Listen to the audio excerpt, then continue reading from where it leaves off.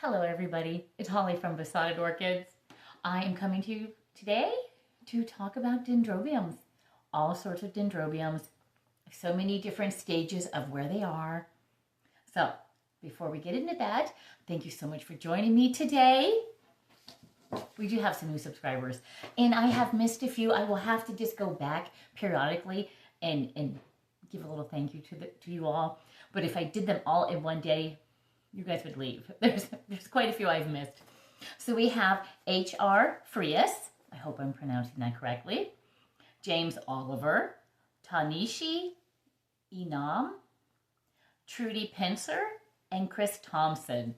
So those are the welcome to the channels for today. Thank you so much for subscribing. And as you all know, it is free to subscribe. Just hit the little subscribe button. So anyhow, let's talk about dendrobiums. What do we want to talk about first? Well, let's just talk about this one here. We're going to go backwards. We're going to talk about the ones that are already done blooming. What do you do with these? Look at that. Look at that ratty looking thing. What do we do with this? Well, the first thing we do is, well, that just came off easily. I like to take all the supports from it. If the plant doesn't need the support, if it's not wobbling around or large where you need to kind of bring it in a little bit, I like to take these off. And this one has two, because it did come from Carmela and Spike, and they're very careful when they ship these. So there's one out of the way, another one out of the way. Now you have the spike. What do you do with the spike? Well, since it is a dendrobium orchid, we literally just snip it off. We're done. We're done. It's not like a phalaenopsis that the spike can send off an offshoot. It's not like that. Now, well, here's a cane. What do we do with the cane? We don't do anything with the cane because it can't, well, for one thing, it is a reservoir for nutrients and things that the orchid needs to grow on. This is a very, very thick, very healthy cane. We're not going to mess with that. We want that. And when it forms new canes, as it will, and you'll see in a moment what they look like, we don't cut it. We don't cut it until it's very desiccated. It needs to look like it's been dead for 2 years, or just really ungainly and out of the way. If you want to tidy something else up, feel free to tidy it up. But this does not need to be removed because, as you will see, it can send off a little later on. Some new spikes will form on this. So we leave this alone. The spike will not reform another spike like a phalaenopsis will. I want to be clear about that. So that does come off. But the cane itself will. It most likely will. So you want to leave that. So this is Dendrobium Jade Classic. Very, very, very nice orchid. Now, I'm just gonna kind of go at random here. This one here is not spiking. But if you look right here, get the right profile for you. You see that little bit of a bump right there? That is a spike getting ready to come out. And like I said earlier, this is just dirt. It has already spiked on this, but it's going to do it again. So we do not cut the canes off. We call these canes. Do not cut them off because, like I said, right here, it is starting to bump out, and that little bump tells you, what does it tell you? You're going to get a new spike. And that's what we want. I'm totally surrounded here. I should have done a much wider view, but then I'm too far away. Yeah, I have a lot of dendrobiums. We are coming into heavy, heavy dendrobium and cattleya. I also have twinkles. I'm going to put a video up today of twinkles. So we're not talking about this one yet. There are, as you know, two types of Dendrobium, soft cane, hard cane. The nobly that needs to have more of a cool down, a little more special care. Some people say it's been so hybridized that it no longer matters. And as you will see with this orchid I'm going to show you in a little bit here, the nobly, it really didn't matter to it. It is producing buds without, hopefully they're not cakeys, it's producing buds with nothing done in my care, except the nights are getting shorter. It's midnight at like 6 o'clock now. It's ridiculously dark early. And it is cooler. We dropped the house down to 66 degrees at night. So, I'm going to show you this one here. And a lot of these have no tags because I'm a bad tag carer. I don't take care of my tags very well. I don't know what to tell you. I try. I don't know where they go. I think somebody comes in my house at night and it just moves them around. It says, oh, we're just going to mess with you, Holly. So, anyhow, I want to show you what will happen with the Dendrobium. This is another one that is spiking. I don't know if you're going to be able to see that, but down in there is a spike just forming. And over here, you'll have to trust me on this, there's another spike forming as well. So, this one you can tell I've had a few years, but I want to show you this. That is a brand new growth coming up out. And there is another growth coming out.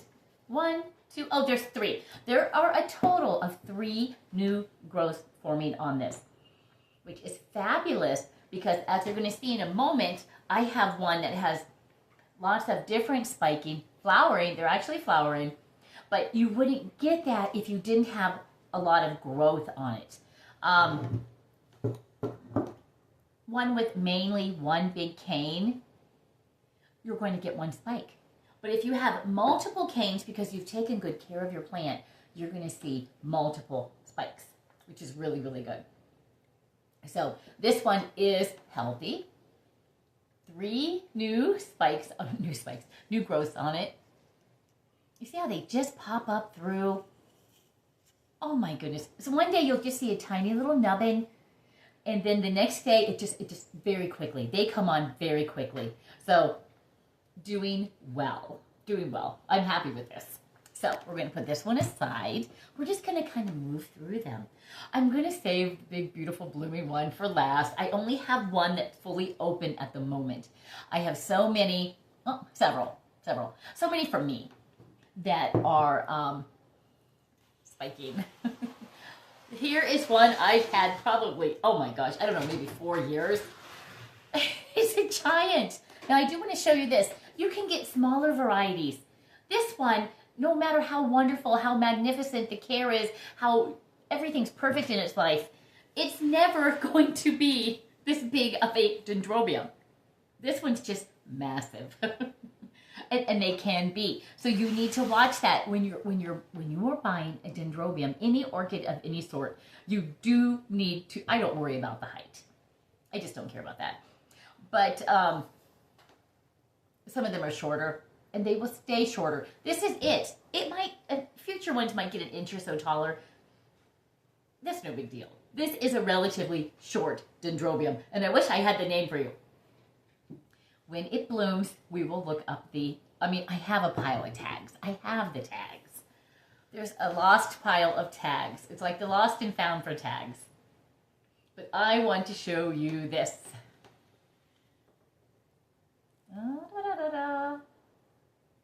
If you stop shaking just a tiny bit, the camera will focus on you. It doesn't want to focus. It's too close. Pull out a little bit. Okay, so there's lots of nice buds forming on this spike. That won't just be one bud. And I'm waiting. This one over here should be sending up a spike as well. But like I said, hit me in the face. This is a tall Dendrobium. So do be aware of this. If you have very short shelves and not a lot of height space, you wouldn't want a Dendrobium, no matter how beautiful it is, that is this large. This is like I'm in the jungle. But I do want to show you this as well. This is what we want to see. A lot of new roots coming on. That's really, really good. I feel like my orchids are, I feel like they're just doing well. There, we'll leave that there so you can see that spike. Right there. It's still not going to focus. What have I shown you? What have I not? We're saving this one for last. This one here, you're going to say it's like basically the same plant. It is basically like the same plant. Once again, its tag is in the lost and found. So when it blooms, I will snap pictures, Google, and I'll find the tag that does go with it. But here we go again. And they're both on the screen at the same time, so you know I do have two different spikes. Not that you wouldn't trust me. I think I'm fairly trustworthy. Look at that. 1, 2, 3, 4, possibly 5 blooms on this one. And like I said, these other ones back here, they could theoretically, it's very likely that they will put out another spike as well. So I'm so pleased with the Dendrobiums and the Cattleyas. Well, everything. I see my white reception. The Cattleya does have a new growth, and I just spotted a sheath in that today. So fingers crossed. I will tell you, my George King, it bud blasted again. And I think I'm the cause. I think I'm the reason it's happening, because I'm desperately afraid of mealybugs in here. Every now and then you find one, and they like to go to brand new blooms, brand new growth, buds. And I did spray. I won't do it again. I won't. I'll just take my chances with the mealy. I did spray some alcohol down in the around the buds of the George King. I'm pretty sure I did this. So be aware. I also feel like I may have done it with my Paphia petalum I've waited 2 years to see bloom. That's not the best. You don't want to wait 2 years to see a plant bloom and it has a beautiful sheath and you see a little mealy, so you're like, well, I'm just going to give it a spray of alcohol. The very next day, the sheath was brown. But is the bud still okay? Is the bud still viable? I hope so. We shall see. So, I showed you that, I showed you that, I showed you that, I showed you that. Okay, let me show you this one. Here we go. Here we go. Look at this. It's beautiful. I'll have to do this. Don't make it I'll have to make just my profile picture. Get everything out of the way. Knock them off the table. There we go. Beautiful. The orchid. Looky there. Just absolutely beautiful. Now, this did not come with a tag, because I did get this from Groovy Plants. It did not come with a tag with it. But it is a beautiful color. Look at this. 1, 2, 3, 4 beautiful spikes. That's why I'm saying keep your canes. Don't cut them off. Now, there is something different about this. I'm hoping this will translate on for you. I've got to find the best one to show you. If you look near these canes, I'm gonna tip an orchid over. These two top canes up here that are coming off the same cane, the two spikes coming off the cane. There we go. Pull it together, Holly. They have roots. So in a sense, they are a keiki as well as a flower spike. So we will see what goes on with that. I would rather they weren't coming out in a keiki form. I would rather they just be for my care here. Although I do love this plant, I wouldn't mind propagating it. So if it does form really nice, big, viable roots, I will take them off when they get to be 2 to 3 inches long. And you'll see that in a moment. I will take them off. You just give a little twist, and of course, cut off any of the new of the blooms when they're done. And if there's leaves forming on here and forming a nice keiki, I might take the 2 and put them in one pot and see if I can get a nice little plant going. Because this is a very beautiful plant. I really, really like it. I mean, look at that. I sit there in the morning and I'm getting my orchids back. I'm sitting over there in the morning with my coffee now, watching the horses on the hill and the birds. I have my coffee with the orchids. But, oh, speaking of the birds, my 2 little parakeets, due to allergy issues with my son, they did go to a friend. So a friend who is very, very good at taking care of all her creatures, many creatures. She does have my little parakeets, which is, I'm not talking about it because I do miss my Verde. He was such a beautiful little parakeet. Anyhow, look at this. If you take really good care of your dendrobiums, you can have something like this. No scent. No scent. And I'm trying to think if any of my dendrobiums, of course the nobiles. The nobiles are very scented. They always smell like a crushed berry, but I'm not certain I've noticed any scent at all, ever with any, I may be wrong, any of my dendrobiums. But all is forgiven because they're beautiful. That's such a deep, rich color. It's just so pretty against the walls in here. Okay, so I think I've covered all of these dendrobiums, and there's a couple more, but they're just big. So they're still in the other room. They're just big. So speaking of keikis, we have to talk about this beast. What in the world is going on here? I really thought about throwing it away, but it's a learning opportunity. Some of your Dendrobium nobiles in particular like to be keiki makers. They just go insane making keikis. And look at the roots on that. I could literally just, in fact I did. I had someone came over and bought a couple orchids from me. So if I have doubles, I sell them on. But you just give a little, I don't want to take it off now. I'll do a video where I take it off and repot them probably. But you literally just give a little twist and they do pop off. The mother plant at this point is pretty much gone. She's put all of her efforts into the babies. It's wild. It's wild. So I've just been watching it and see what's going on. But as you can tell, these are very, very viable roots that you could very easily pop these on. And this is Spring Dream Apollo, which I have another one of. So that's what a keiki looks like on the Dendrobium nobile. And some of them do. Some of them just go wild. Now I'm hearing where, okay, you see, I have to see what translates from my side to your side. Where are the buds? Okay. You can see a bud. There's a bud. There's quite a few buds on this cane here. Only this cane currently. They could turn into keikis. You can't get all out of whack excited this is going to be a bud. Sometimes they do turn into keikis because at one point these keikis look like this. They look like a bud. And I'm hearing temperature can be, there's so many things that can affect this orchid to say, I need to go into life-saving mode. I need to essentially procreate here and I need to get more babies out of here because I think I'm hitting the road. But she's not. She's very big. She's very healthy. She's a beautiful plant. So what is going on with you? Look at the glossy leaves. And this hasn't been just freshly cleaned or anything. This is just what she is. So yeah, it has some bud. Oh, I do see some more buds on the other ones forming now too. And like I said, it does get a little cooler in the house.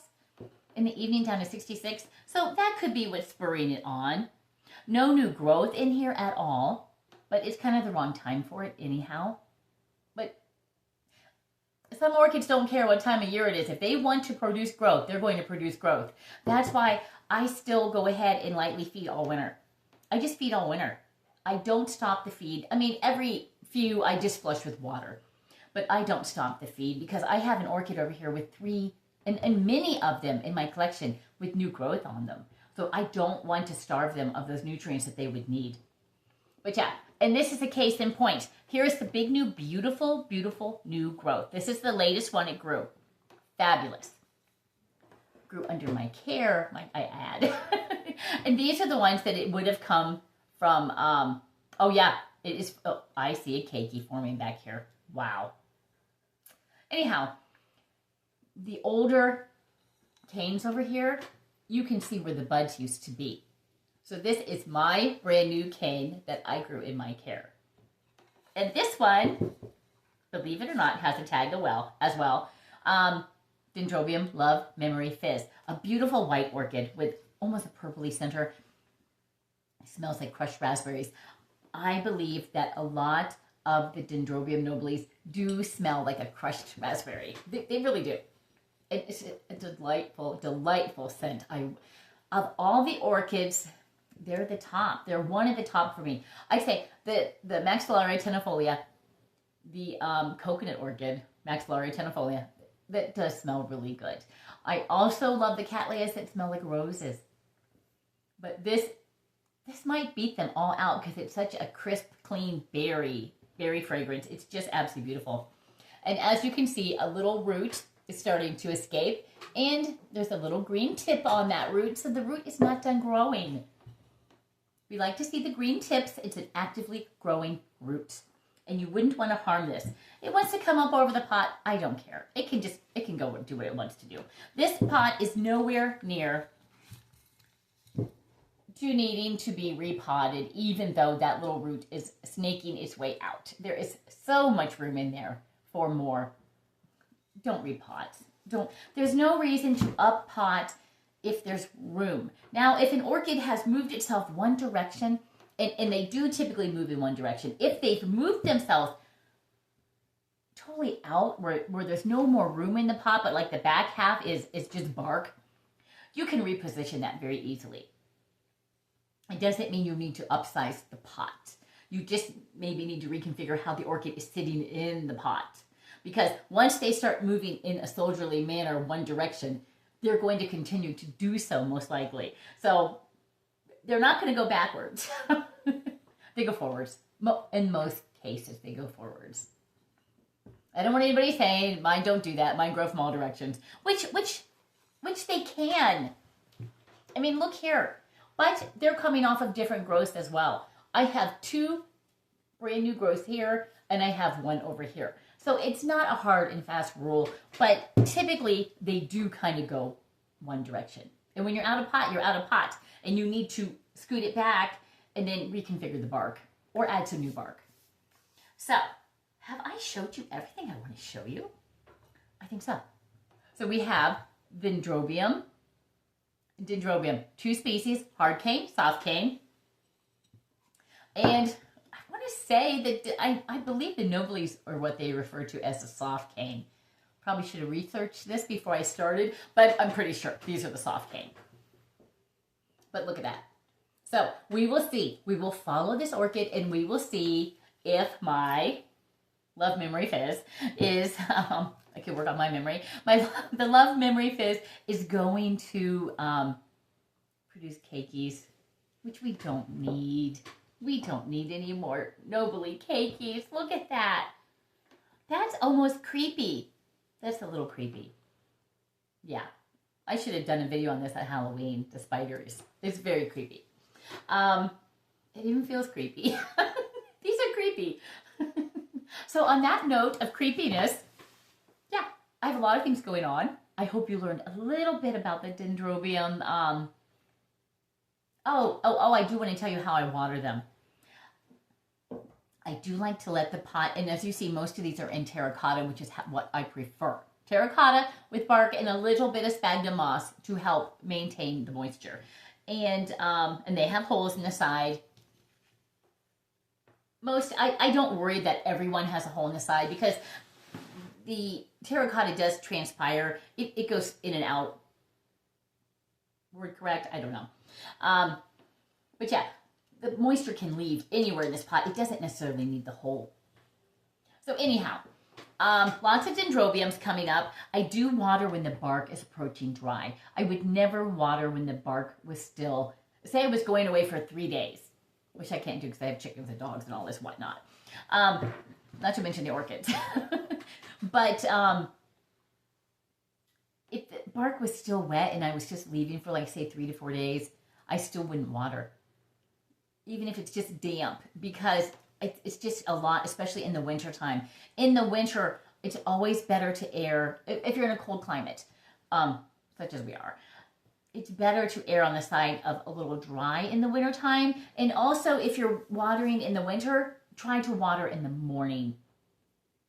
That way they're not going into cooler temperatures at night. And whether you keep your house 70 degrees or not, 70 degrees in the winter doesn't feel like 70 degrees in the summer. I don't know why. Humidity levels, I'm sure, play a huge factor in that. But 70 degrees in the house in the winter, you still have cold hands. I don't know why. My fingers are going to be cold till like May. So anyhow, there we are. A little bit of a talk about Dendrobiums. I think they're doing well. I'm well pleased. We have so many new things coming up I want to show you. In fact, I'll do a video here in a moment. So you're going to see the same shirt again on the twinkles, because I do have some twinkles I want to show you. I want to show you the various stages of 2 different twinkles over there. So stay tuned for that. I put up a really cute short earlier of my rooster, Lucifer.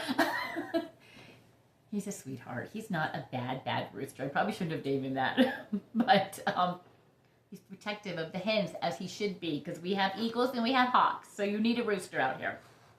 So check that video out. He's crowing. He's announcing it's a new day. So thank you so much for watching. Thanks for tolerating my ramblings. I didn't even mention kayaking. But I did. There it went. So thank you so much for watching. Please like, share, subscribe, and above all, enjoy those orchids.